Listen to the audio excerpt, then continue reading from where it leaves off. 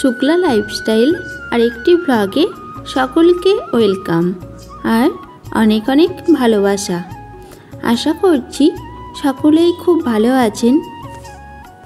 বাবার বাড়ি থেকে ফিরছি শ্বশুর বাড়ি। জায়গাটা দেখছেন, এইখানে ফাল্গুন মাসে অমাবস্যার দিন রক্ষাকালী মায়ের পুজো হয়। তো ওখানে দাঁড়িয়ে প্রণাম করে নিলাম। এরপর যাব ও ভাইয়ের বাইকে করে যাচ্ছি, ভাই, বাবা আর আমি। ভাই আমাকে আর বাবাকে নিয়ে খেজুরাটিতে দিয়ে আসতে যাচ্ছে। ওখানে ছোট মামি আর বুনি আমাদের সাথে আমার শ্বশুর বাড়ি যাবে। তো ওখান থেকেই সকলে একসাথে বাসে চাপবো। মনটা ভীষণ খারাপ করছে। মা কাঁদছিল যখন আসছিলাম। অনেক দিন বাপের বাড়িতে ছিলাম, শরীরটা একটু খারাপ ছিল তাই। এরপর শ্বশুর বাড়ি ফিরছি, তো আমারও ভীষণ মন খারাপ,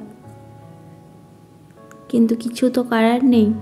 বাপের বাড়িতে থাকলে চলবে না, শ্বশুর বাড়িতে তো ফিরতেই হবে।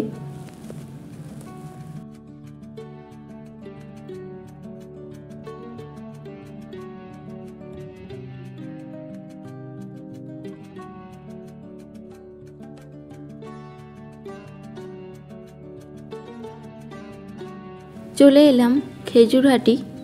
ভাই এই যে দাঁড়িয়ে রয়েছে, আর এই যে আমার দিদা মামিকে আর বুনিকে নিয়ে এসেছে, আর আমার সাথেও দেখা করতে এসেছে। আবার কতদিন পর দেখা হবে। বাসে প্রচণ্ড ভিড় ছিল, তাই আর ভিডিও নেওয়া হয়নি। এখন আমরা টোটো করে স্টেশন যাচ্ছি।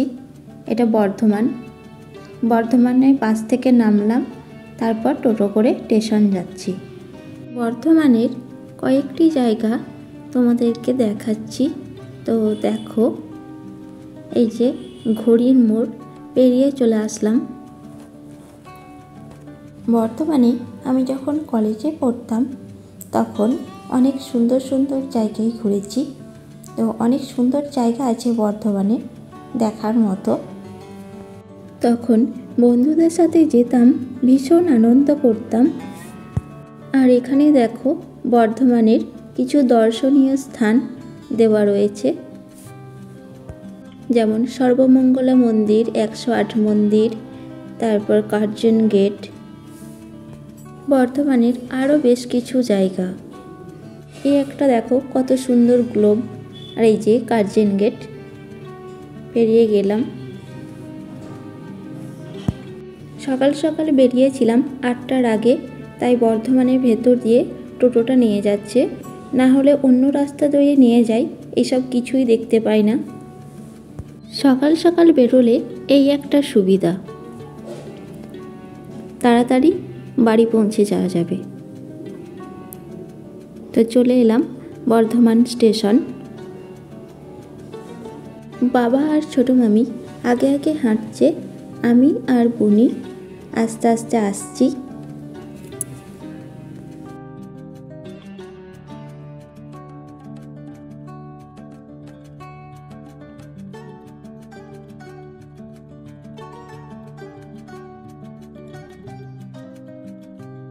তো এখান থেকে বাবা টিকিট কাটছে,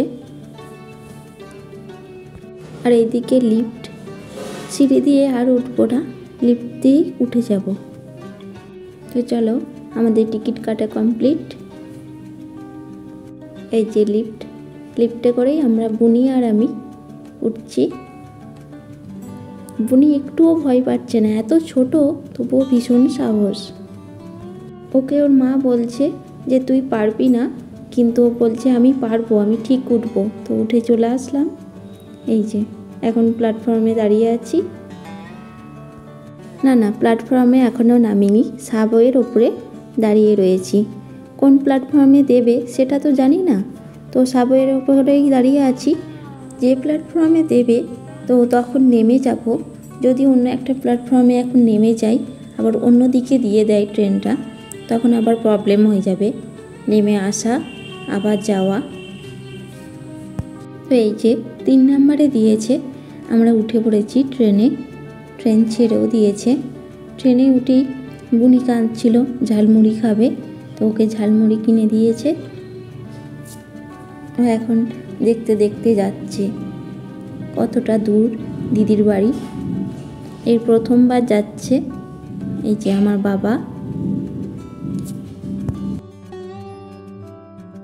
এই দেখো বুনি, আর ওই যে আমার ছোট মামি। বুনি যাচ্ছে আর বলছে দিদির বাড়ি আর কত দূর, কখন পৌঁছাবো দিদির বাড়ি। একের পর এক স্টেশন তো পেরিয়েই যাচ্ছে, কখন নামবো আমরা। বাবার বাড়ির অনেকেই বলে কত দূরে তোর শ্বশুর বাড়ি, কত দূরে বিয়ে করেছিস, অনেক দূর। তো আমার কাছে দূর মনে হয় না। আমাকে কেউ কখনোই একা একা যাতায়াত করতে দেয় না। আমি বলি আমি পারবো, কিন্তু ওরা কেউ একা ছাড়বে না আমাকে। বুনি যেতে যেতে বোরিং হচ্ছে, ও এখন আমার ফোনটা নিয়ে বলছে আমি তোমাদের ভিডিও করি। তো দেখো আমাদের এখন ভিডিও করছে। এইভাবে যদি একটু শান্ত থাকে ও।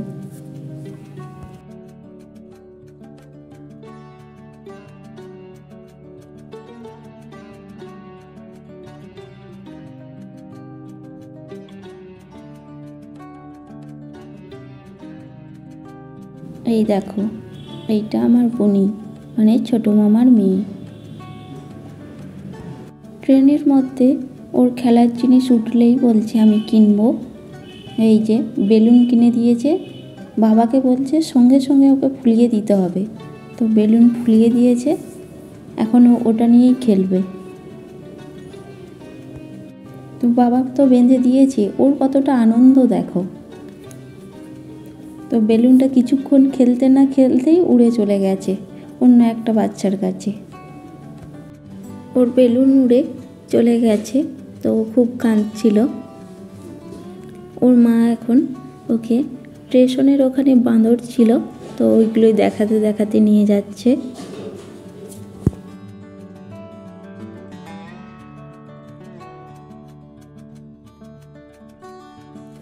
এই দেখো এখন ওর মাকে আদর করতে শুরু করেছে।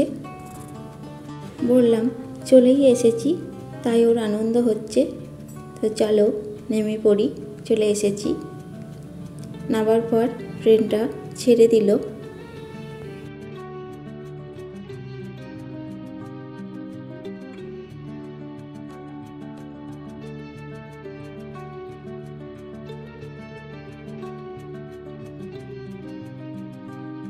স্টেশনে নেমে হাজব্যান্ডকে ফোন করে দিয়েছিলাম আমাদের নিয়ে যাবে, অনেকগুলো ব্যাগ আছে।